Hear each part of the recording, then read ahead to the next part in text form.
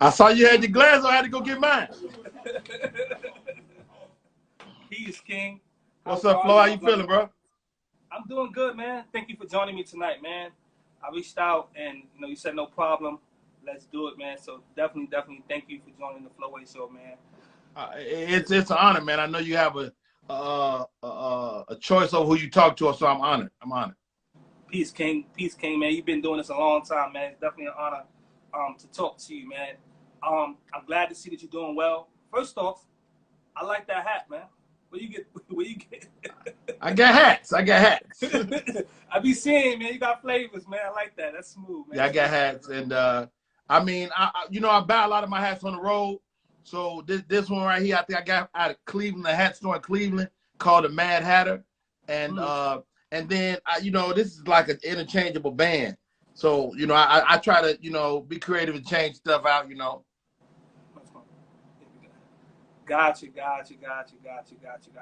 It's good to see that you're doing well. I know that recently you were battling COVID.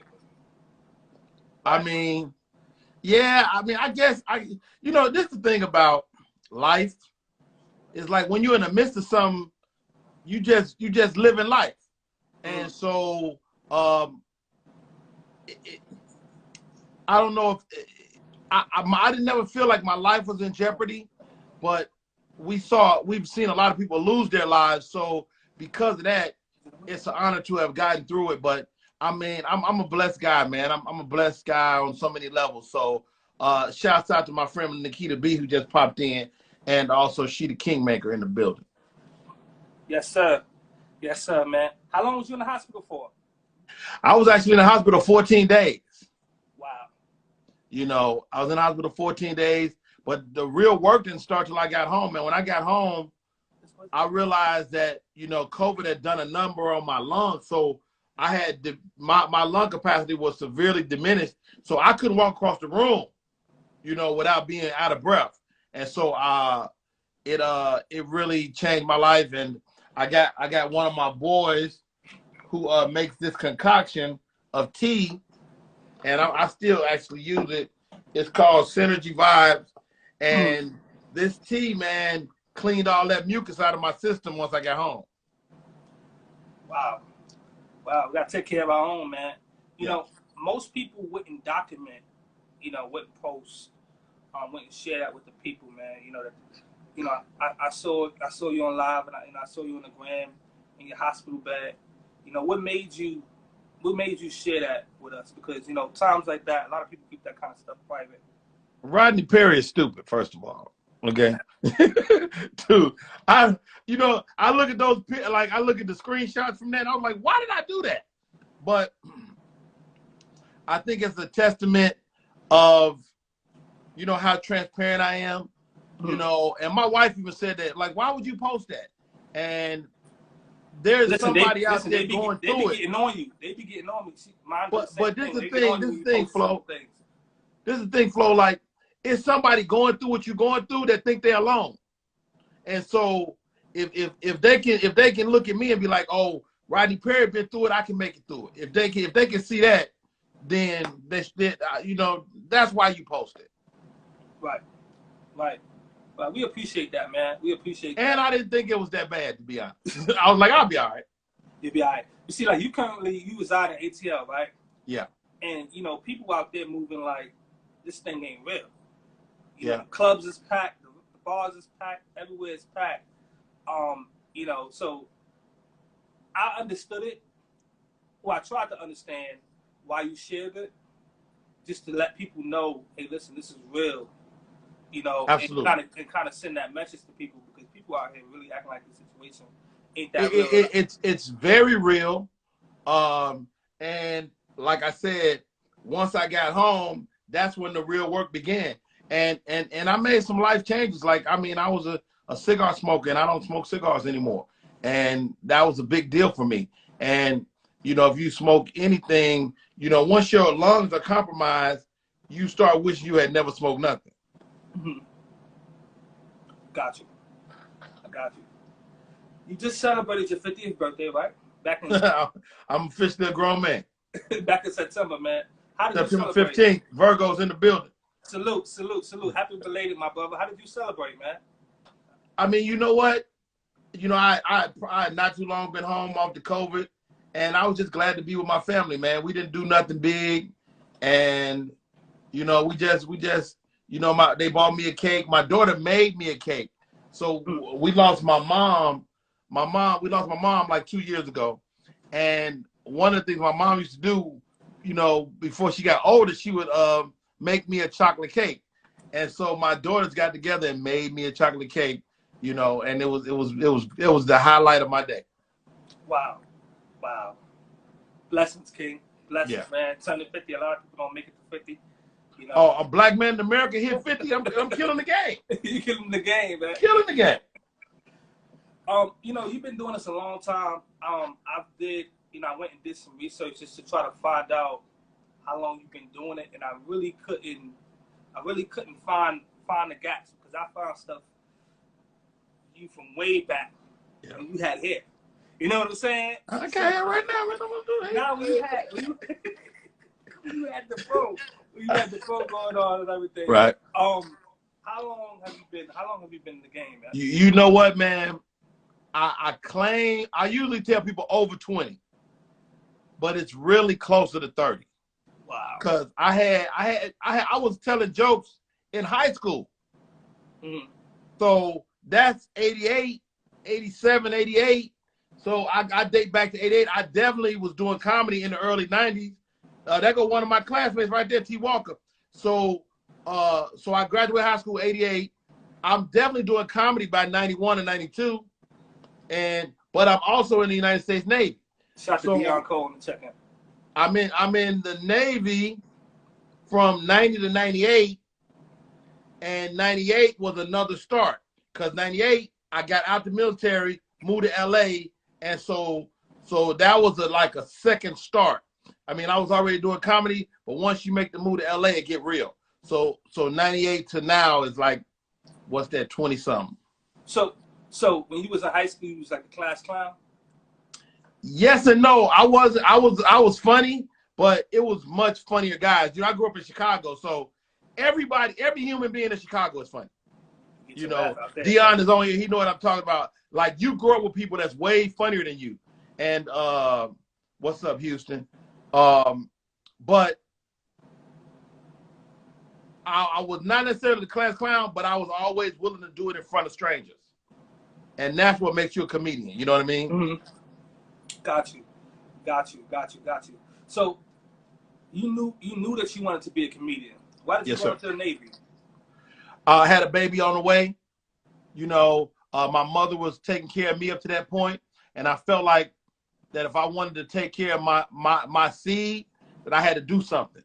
And so I was working at a little shoe store. I was walking to work, and it was hot. And the dude came by, and he was like, "Yo, you know, can I give you a ride?" And he was a Navy recruiter. And on that ride, he pitched me. He's like, "Man, you need to join the Navy, take care of your baby." And I was like, "You know what? Let's do it." And I did it. And dude, that was probably a week later. I was in San Diego in boot camp. Wow. Who was some of the comics, right, that you would watch, that you would, you know, watch on your come up, that you would really pay attention to, that you studied? Oh man, great question. Of course, Eddie Murphy. I always knew about comedy. Like, my parents used to have get-togethers at the crib where they would have people and they would listen to comedy records. They would listen to Richard Pryor, Red Fox, Moms Mabley. They would listen to those albums, right? And so because of that, I knew what comedy was. But it wasn't until I saw Eddie Murphy on Saturday Night Live that I was like, that's it. That's me. So once I saw Eddie Murphy, he was doing Velvet Jones. And they say, well, what's going on? And he said, "But Your Honor, the bitch is crazy." And I was like, yo! It was like getting struck by a lightning flow. And so I saw Eddie, and that was it. But of course, Bernie, heavily influenced by Bernie Mac, heavily influenced by Robin Harris. People like Michael Collier, heavily influenced by Michael Collier. And then it's people you never heard of. You know, people like Tony Royster, people like John Austin, people like my good friend Harry Rashford, who now writes for Kevin Hart. That was in that talent pool. Dion Cole, Damon Williams. There was so many comedians that kind of poured little bits into this flash that's not Rodney. Wow. There's a lot of great names you mentioned, King. Have you ever met? I'm pretty sure you've met Eddie. You know what? I did a movie with Eddie last year, Coming to America 2. We're gonna get into that, which we'll talk about that a little later. But I hadn't met him before that. But for comedians, you don't exist till we see you work. You know what I mean? So I've been to Eddie's house for a party before, and he was like, "Hey, funny man," but I knew he had never seen me, and so it was like you met him, but not really. And so, fast forward to years later, then you like, okay, he know who I am now.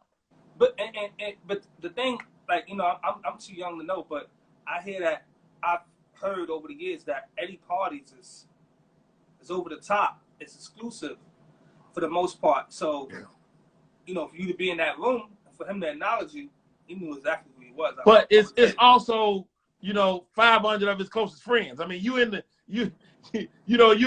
it ain't like he like, "Hey, Rodney, man, I'm inviting you to my party tomorrow." No, it's you get invited by a friend of a friend because you in the you in Hollywood, and so he ain't nobody in there he don't know, but he might not know you, if that makes sense. Gotcha. Like you done had people come to your house that you don't know, but they're a friend of a friend. Right, a mutual friend. Exactly. So that's what it was, man. Type of thing. Got you. So you moved out to LA, what, in 98? 98. Picked up your family, you moved to LA. What made you, just for the people, what made you take that jump? Because a lot of people are scared to take that jump to pick up and leave to pursue something. Well, like I was in the Navy, 90 to 98. I'm approaching the crossroads, right? Because if I do 4 more years in the Navy, that takes me from 8 years to 12 years. And at 12, I felt like I would have to do 20. That was the math I was doing in my head. And so, and also I had seen a bunch of comedians that used to be funny. And I knew for a fact I didn't want to be that guy. I didn't want to be the guy that used to be funny. And so I felt like it was my moment. And I took what they call a leap of faith. I decided I was getting out. I didn't tell nobody. I didn't ask nobody permission. I just did it, man. The only person I talked to was my mother, and she told me not to do it. She was like, I can't take care of your family. I don't know what you're going to do. You ain't that funny. What the hell are you talking about? And I said, Mama, I'm not asking for your permission. I'm just letting you know what I'm about to do. And she told me a couple of weeks later, she said, I had to put that pressure on you because if you couldn't take my pressure, you weren't ready for the pressure of the world. And so that was the beginning of the leap. So that was love right there. That was love. Yeah. Or she was just crazy. Either one. She thought you was crazy for running out to LA. Man. She thought I was a maniac. Yes. But look, it paid off. I'm pretty sure he's probably able to bless her in so many ways. And I'm sure she's been proud of you in your career. Mm-hmm. As a comedian, I watch a lot of your stand-ups. And as a comedian, especially with current day in society now, it's much different from like BET Comic View and Def Comedy Jam and all that good stuff from back in the day, right? Do you have to filter what you say now in front of the audience, in front of your audience? I mean, there is some conventional wisdom that says you should, but I don't say a whole lot of stuff I'm not trying to hear again anyway. So I don't have to make any sweeping changes. I'm not the type of person that's gonna talk about gays real bad or talk about LGBT real bad. So I generally don't have nothing to worry about. But the reality is you can offend people without knowing you're offending them. You know what I mean? Like, I once did a show. I toured with Monique a lot, and I toured with Monique. Monique has a heavy gay following, She And does. so I did a joke in front of these people that was so insensitive, but I didn't know. You know, I'm a straight man, and I did the joke, and the joke basically implied that it was wrong to be gay. And I didn't even realize it because I've been telling the joke in front of heterosexuals. So when I did the joke, they was like, "What you doing?" They was pissed. They wrote letters. They called. They said, "We don't want this guy back ever again." And so I reached out to the promoter. I was like, "Look, dude, the last thing I wanted was to mess up your show." I said, "I tell you what I'm gonna do." I said, "If you guys will have me back, I'll come back and do the show for free." So the following year, I paid for myself. I paid for my own hotel, my own rental car, everything, my home flight, and I went back to that show and I did the show for free, and I killed it. And what I didn't realize, was this New York? that was in Chicago. Chicago. So what happened is Monique got wind of that, and she was like, "That's why I mess with you, dude. Like, the person that have that type of integrity is a great human being," and that really kind of solidified our relationship. So I guess to answer your question is, I don't really concern myself with censoring myself, but I'm always thinking about the people on the other end of my jokes. Mm-hmm. Got you. That's real, man. That's real. Is it any words though that you would probably stay away from with certain crowds? I try not to say the word nigga in mixed company. Certain words that trigger people. You know, No, sometimes it's not even a joke. It could just be a word like nigga. So you I try not that. to say now it's my own personal choice. I know black comics that say nigga all the time, and if I'm in mixed company, I try my best not to use the word nigga. You know, and so you know, it's kind of a habit for most of us. You know, you say, you know, come on, nigga. You know, it just becomes a comma, or you know, instead of a period or exclamation point. And so I try not to use that because I don't want to ever be the one to empower somebody to use the word that don't look like us. Right. But you know, often, right? Comedians have a difficult time moving from like the local comedy clubs to the big stages. You know, just trying to sustain a career. What do you think is key in this transition? Sustaining a career. I mean, I've seen cats blow up big, and I've seen cats, you know, like a cat like myself that just had a consistent career over 20 or 30 years. And the reality is, I think is you got to always try to stay relevant. You know, that's what your material, that's what how you treat people. Like a lot of the older comics won't embrace the young comics. And you wonder why the next generation, you know, like I'm Uncle Rodney because a lot of these young guys look at me as a mentor, you know, and so they embrace me because of that. And so you gotta be willing to age with your craft, you know, like you can't like I got friends of mine that still dyeing their hair, and I'm like, dude, we know your ass 65. Like, you know, and so sometimes you have to allow yourself to get older because your blessing might be in your age. You know, Right. it's proof in history, comedy history, that a lot of people got successful after 50. You know, Rodney Dangerfield, John Witherspoon, tons of great comics had viable careers 50 plus. And so, you know, I'm ready for that. You know. Right, because you know, and it's like the same thing in hip hop. You know, the OGs don't want to embrace the young, and you know. But the thing about you, my brother, is like I see you.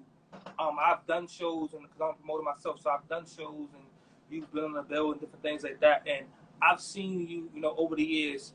You do local comedy club. You do a big stage. You know, some people are just not when they get to a certain level in their career, they just feel like, I don't want to go do the Chicago theater. I don't want to go do certain venues. I want to do 10,000 plus, you know, all the time. So I see, you know, consistently, always, you know, especially before COVID, you know, always booked and busy, you know, and keeping and staying relevant, like you said. And I just think that's the key, is staying relevant and being able to move with the times, you know, and adjust and just give and give the people what they want, for sure. work is better than not work. You know what I mean? You know, and those of us that live in this world, the pandemic has showed us a lot. You know, I mean, this is the first time in my career I've been off for 100 days in a row. You know what I mean? So I've had to understand that I needed comedy as much as comedy needed me. Like, I mean, my own psyche was at stake. You know, I was losing my mind the first month, you know, because I couldn't go perform. And so I had to step back, look at the whole landscape, and start to really beef up my social media. Start to focus on my Twitter, my Instagram, my Facebook, my YouTube, and build that. And now when we open back up, I got a whole new following that they might not even know I do comedy, but they fuck with me on social media. This is my language. Exactly. Same here. Like, you know, I'm a concert promoter, so you know that's what I do. You know, I do parties, I do concerts, and I travel a lot throughout the year as well. So, you know, when this whole thing hit, you know, anyone in the entertainment industry, man, really has been really affected. You know, and there ain't no bailout for us. You know, we ain't getting no packages, anything like that. So you know, you gotta kind of move with the time and adjust. And I said, let me use my platform to do something like this, and just to continue to build my brand and get some good stories and get some good insight behind a lot of people that, you know, I admire. So for sure, man. For sure. Salute to you, man. I see all the different skits and different things you do, man. You're funny as hell, man. Hey, I appreciate that, Flo. You know, I'm a grown man, but one thing I know comedy. I know what's funny, and I know how to make it funny. So, you know, my goal over the next few months is to synergize with the young comics. You know, the Desi Bankses and the, you know, and these guys that's out there creating, those content creators, to hit them up to show me how to grow my following. And it's been growing constantly, you know, steadily because of that. You're a father of 5, right? 6. Oh, my bad. 6 children, 5 girls. Wow. Yeah. Jesus. Yeah. Yeah. So, you know, you're a father of 6. You have a beautiful wife at home, you know, and you're a comedian at that, right? So how, for the family, how is it, you know, because I'm pretty sure you probably around the house, it's a natural thing. So I'm pretty sure you know, you joking all the time. You know, how do your family be able to see when you're serious and when you bullshit? I mean, one, I'm dad when I'm at home. I'm dad. I'm not a different person. I'm definitely a funny guy, but my family funny. You know, my daughter's funny. My wife be trying to Cap and Jones on me. You know, so, you know, this house is full of funny people. You know, like, but the hardest part is the celebrity, because they didn't sign up for this and I did. And so, like, they notice people that notice me before I do. And like, I'll give you this quick story. So when my daughter, who's 25 now, when she turned 16, you know, we were preparing for a Sweet 16 party, and, you know, it was kind of weird around the house. And I'm like, why is it weird? And my wife was like, well, you know, Rochelle don't know if she wants you to come. I'm like, what? They're like, well, Rochelle, she don't want you to come to our party. I'm like, is somebody else gonna pay for it? My wife's like, no, but she don't want the party to end up being about you. And so I had to stop and step back, because it's nothing for the moment, me to take over the moment, you know. Right. And so as a father, I had to step back my Rodney Perry stuff and just be her dad, you know. Now I went. You said, I'm paying for this damn party. I went, but I just got my little camera and I just played the dad. You know, I was the dad. I was taking my pictures, you know, doing my thing. And so it allowed her to have her moment, and also allowed me to be there for her. And so I had to learn that, though. I didn't understand that at first. Mm-hmm. Right, because your career affects the family, but I'm pretty sure they all appreciate, love you. Hey, let me tell you something. They don't hesitate to spend this money. Right. I'm pretty sure they all. Let me tell you, my cash app stay empty, dog. They asked for money right now. It just came over the screen. Shoot, man. Dad, let me hold a 20, man. Times 10. Every day though, Flo. Every day. Don't get me started. Go ahead, man. Let them know, man. Let them know. I'm trying to figure out why you ain't drunk yet, though. What you drinking? Listen, I'm sipping on. Flo, you flexing on them. I'm sipping on some Bel Air, man. You know? Little sippy sip. Okay. Little sippy sip, little champagne, man. Doing a light. Listen, last week I was on that bamboo, and I was over here like, woo. Oh, that'll get you. That'll peel your cap back. Listen, I done had this thing for about how many weeks? For about at least a month. You gotta sip it slow, man. I gotta mix it in because. What is it? Is that cognac? It's a rum. It's a rum. It's a rum. It's by the same company. Oh, I heard about that. I heard that's real good. It's good. Wow. It's good. It's good. But listen. So do they send you that stuff for free? You get all that stuff for free? Yeah, I'm a brand ambassador for Bel Air. So what I gotta do? What I gotta do, Flo? Jack Thrill ain't send me no pizza. You won't send me no rum. I got you, man. I'm gonna get you a package, man. I'm gonna get you a package to the house, man. Yeah, for sure, man. But it definitely keep up on you. I'll be over here talking. I'm like, not drink that bamboo like that, man. The words start slurring and all. You do that. I don't be telling you to stop. Hush. So, you mentioned Monique earlier, and over the years, you guys have amazing chemistry when you do shows and different things together. How did you and Monique meet? So our first meeting, I'm doing a show in LA at the Comedy Store. I do the show, I go home. 2 days later, I get a call. I'm in my little 3-bedroom apartment in Inglewood, California. I get a call. It's Monique. I'm like, hello? She's like, hello? I'm like, who this? She said, it's Monique. I'm like, okay, Monique who? She said, Monique, man. I'm like, Monique who? I don't need to give you my last name. You know who I am. I'm like, yo, Monique. And so we start talking. She's like, dude, we've been laughing at you for 2 days.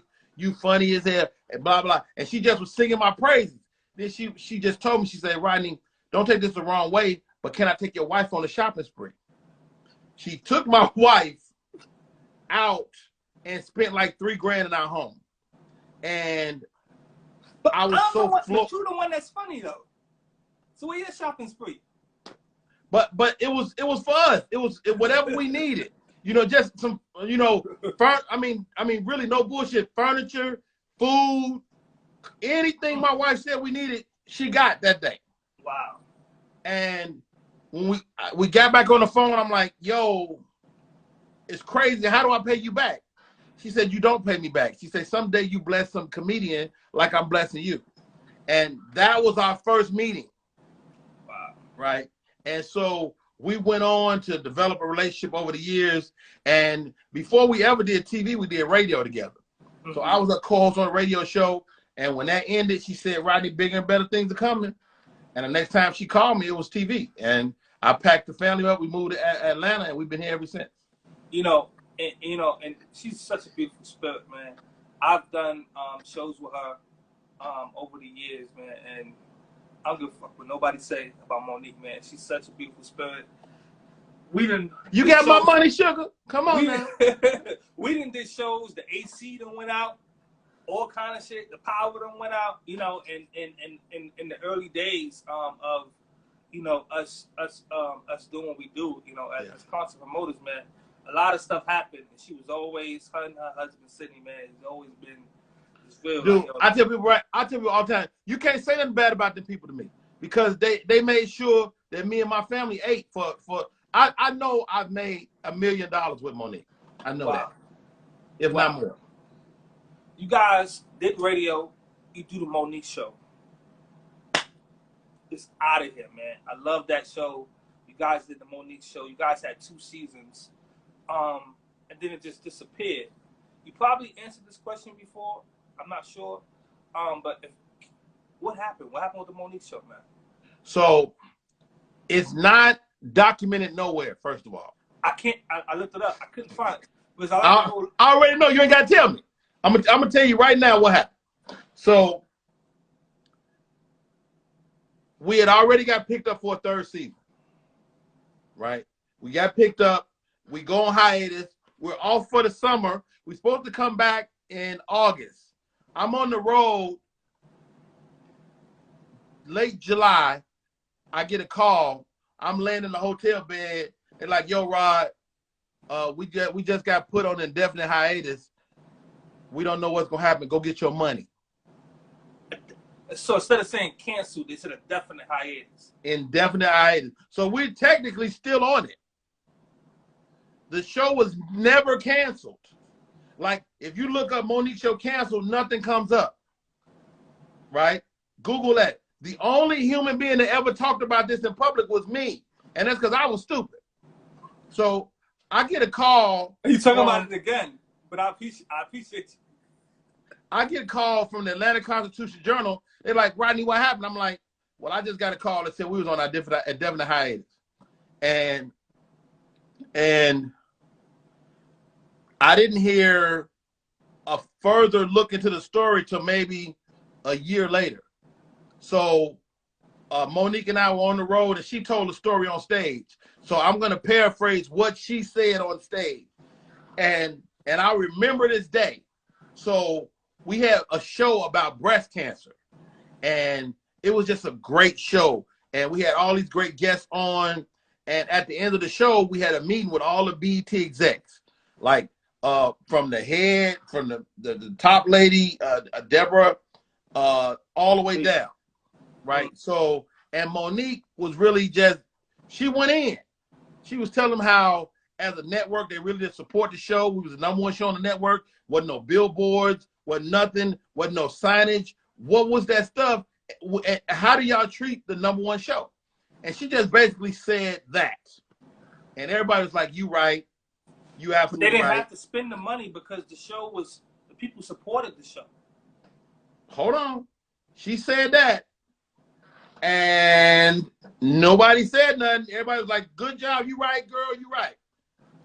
2 weeks later, it started to be rumbling that people were embarrassed by that moment. And that moment caused what ultimately was our cancellation or our indefinite hiatus. That she ruffled some feathers in that moment. And I mean, it was great for me, but another season would have been even better.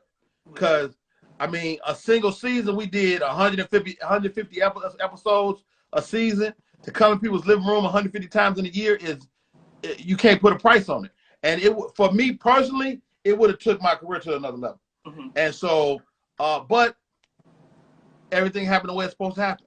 So Monique is still my friend. We still work together. We still do a gig every once in a while. And, you know, the Monique Show is gone, but the clips are still alive. And every once in a while they come on.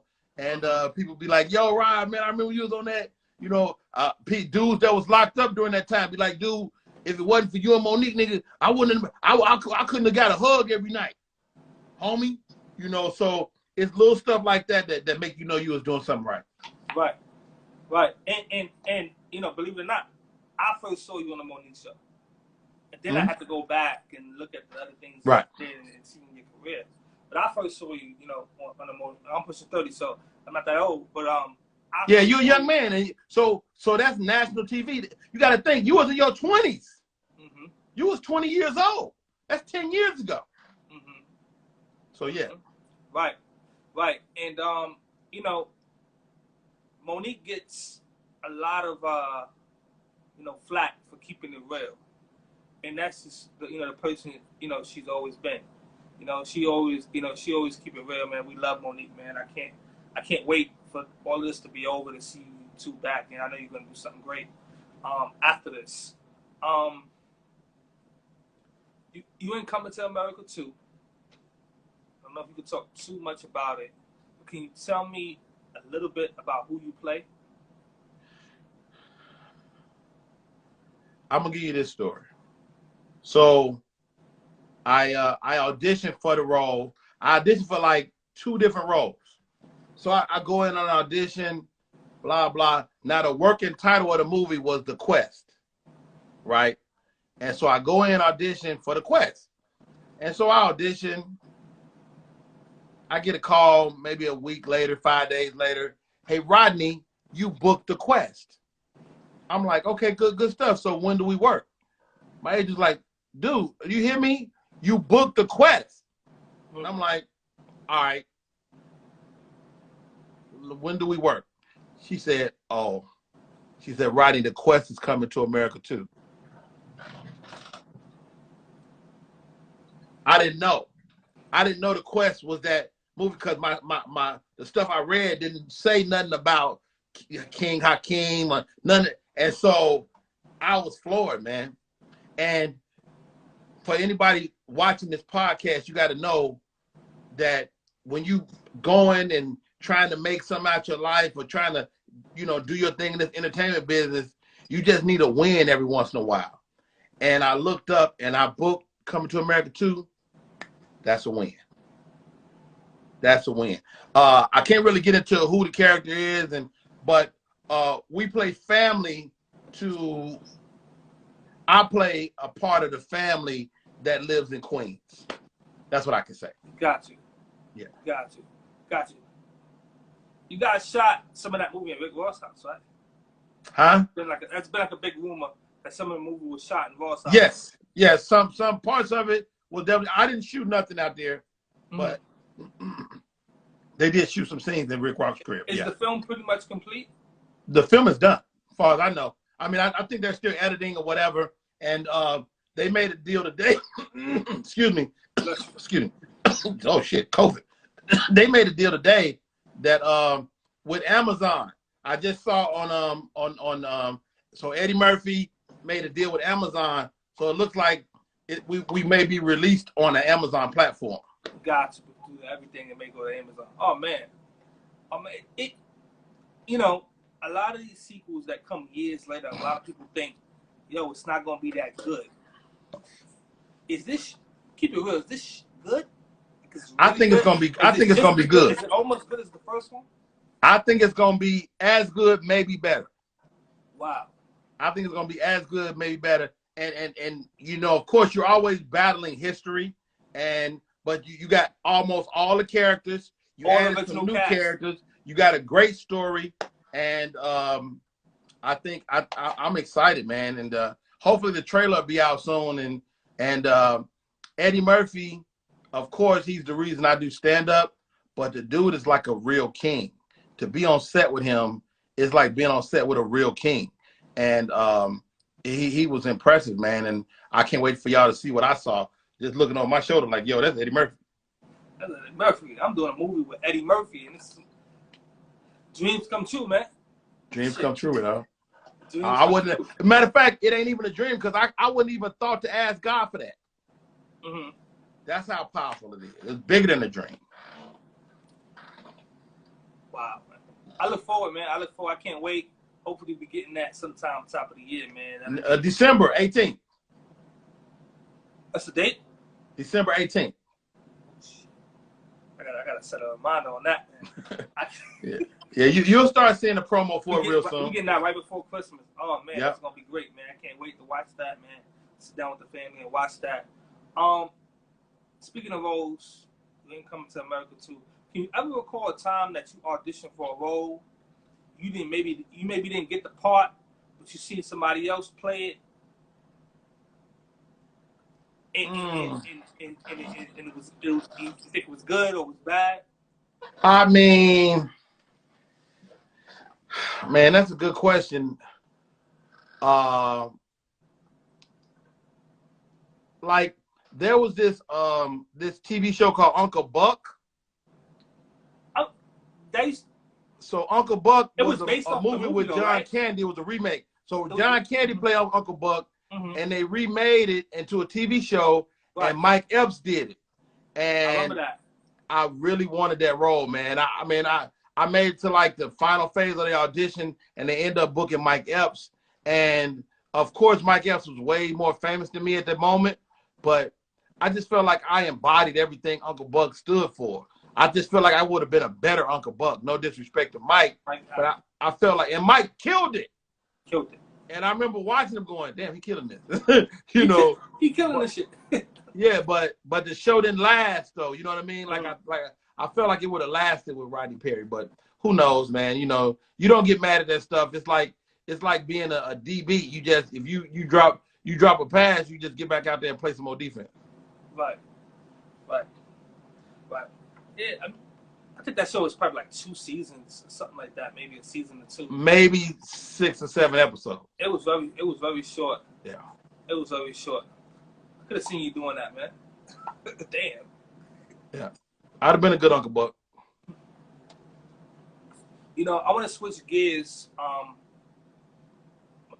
just a little bit before I let you go. I'm pretty sure you've been watching everything that's been going on with the Breonna Taylors and the George Floyd and, you know, the movement and everything that's been going on with our community right now, with police brutality and the social injustice that we face. You know, just for the people that's watching, how important, please elaborate, how important is this election is? I mean, this election is probably the most important election of our lifetime. And the crazy part, you know, for a guy that's been around, you know, I voted for Jesse Jackson. So I've been around a long time, you know. I've been in this voting process for quite some time. And I remember George Bush being the worst thing we had ever saw. But this dude is something else. And we can't afford to sit at home. Like, you know, and I know a lot of people of color is going, you know, well, why should I show up? You show up because you have to. You know, we can't afford to let this dude stay in office 4 more years. It's that simple. It's kind of like a do or die. Yeah, agree. It really is like a do or die. And people feel like, you know, we show up all the time, and people feel like their voice is not heard, you know. But you really, really, really got to show up, man. You got to know what's going on, where you live, you know, because it's gonna be it's a lot of tricks to the game, as it always is, you know. So you got to know when is the deadline to register. Don't be taking no selfies. Hey, early registration is right now. Right. I mean, early voting start today, so go. Started today, and a lot of states stopped the registration today and different things like that. You know, don't be taking no photos in the photo booth and all that other stuff. It's a lot of things that you could do in there, man, that'll get the vote tossed out. You know, just keeping it real. Please, people, take the time out to go vote. You know, we this election, like you said, it's important. It's very, very, very important. We got Obama in there. You know, and people, you know, people get hopeless. You know, people feel like people get hopeless, but remember. People feel like it's over, but remember, last time this dude ran, Hillary was in the lead. You know what I'm saying? I mean, well, she won the popular vote, but you can't and barely win the popular vote and expect to win. Exactly. So, you know, people don't feel like, oh, it's in the bag. Continue, man. Continue to go out there and vote. Do your part. I like that. I like that Biden and Harris are actually servicing the black vote, which we haven't seen in quite some time. I like them addressing, you know, sitting down with people like with the Breakfast Club and sitting down with black outlets.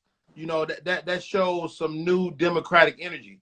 And so Democrats take us for granted sometimes. So they just got the black vote. And so it's good to see them serenading us. Yeah, because a lot of times, you know, you got to pay attention. You got to see what's in it for you.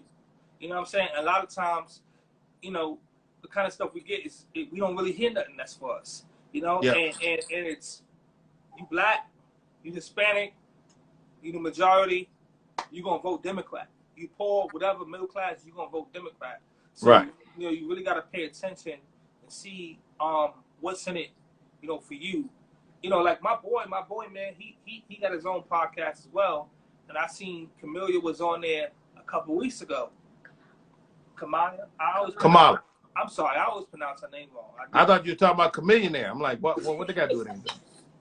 nigga, how we go from this to this? Like, So, comedian? Okay. So, you know, I seen that she was on his IG live show, and I was like, nigga, how do you get that? You know, Hey, they trying to get to the people, and it matters. And you know, he you know, no disrespect to him, but he's not a major outlet. So when I seen that, I was like, oh, okay, really. I said, dang, I should have been ahead of the game to simple request, and it's probably too late now. But you know, so I definitely see, you know, them out there, you know, doing the thing. Y'all people vote. Yeah. Vote. Did you watch the debate last week? I did watch the debate. You know, it was like two kids bickering. You know, but I mean, Donald Trump is an interesting cat in terms of he's always shifting the conversation. Always. And so,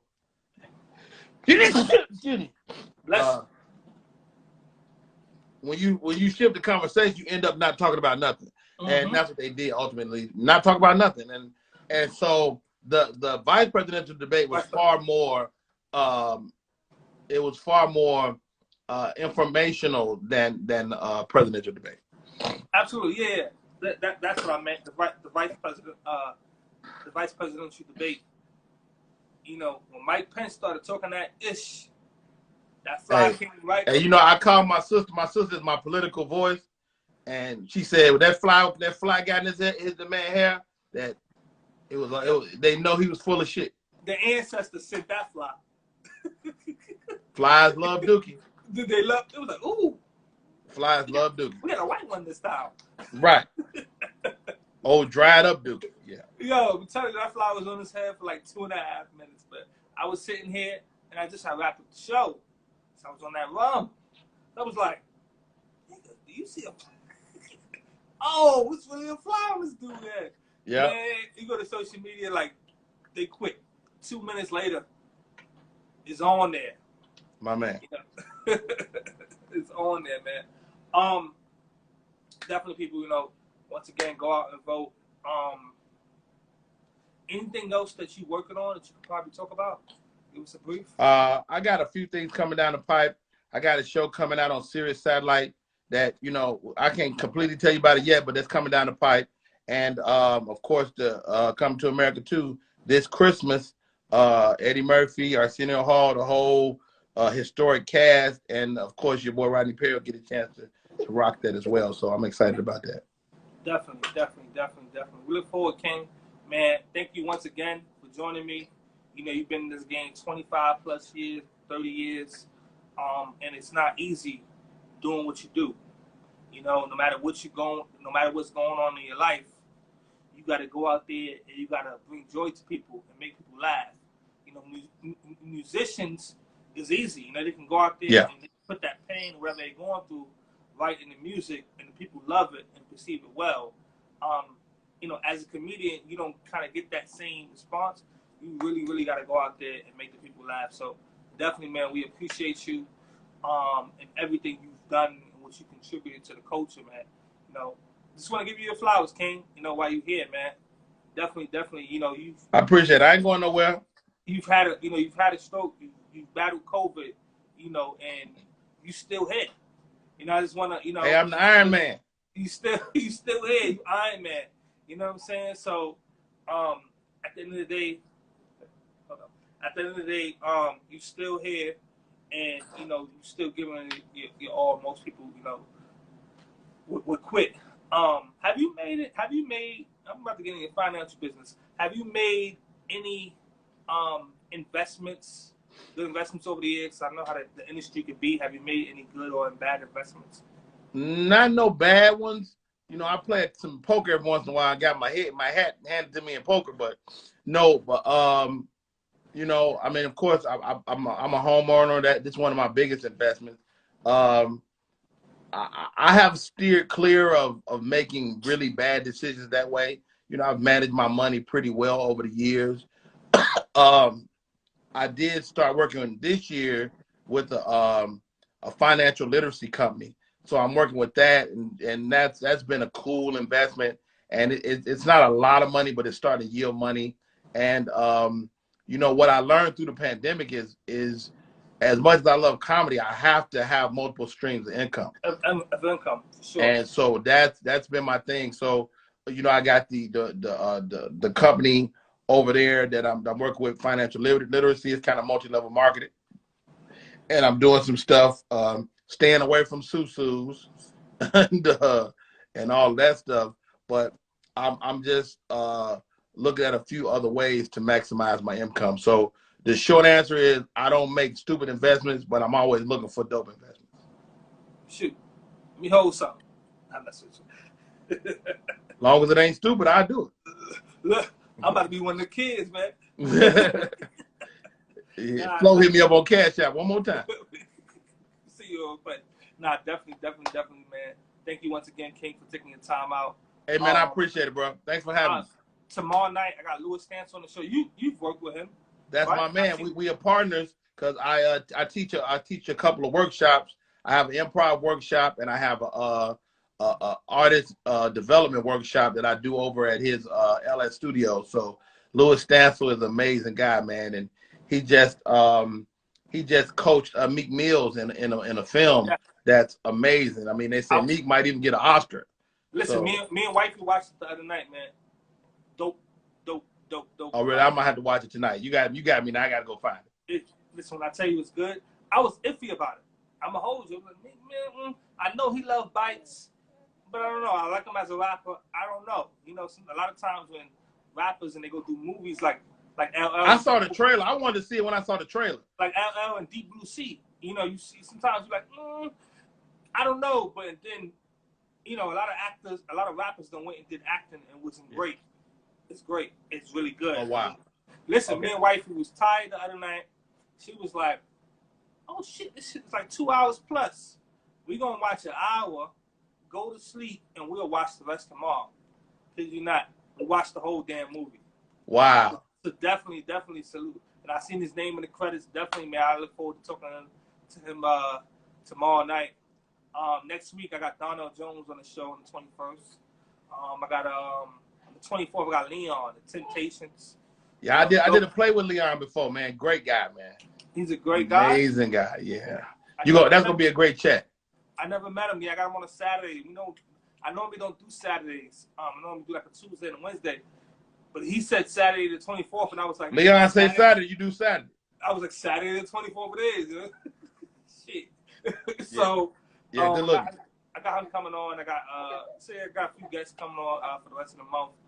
Definitely, man. Thank you once again, King. Much love to you. Stay safe out there.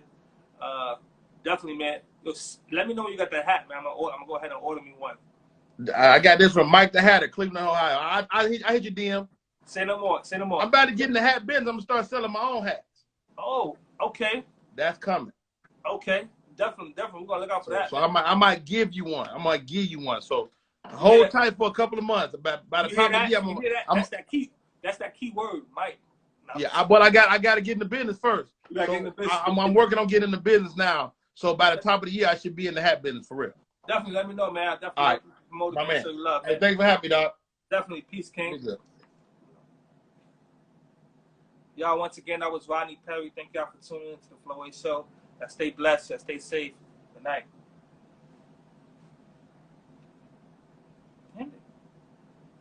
Oh, we ain't playing no music. We never play music at the end. Much love, y'all. Peace. We actually do though, but okay.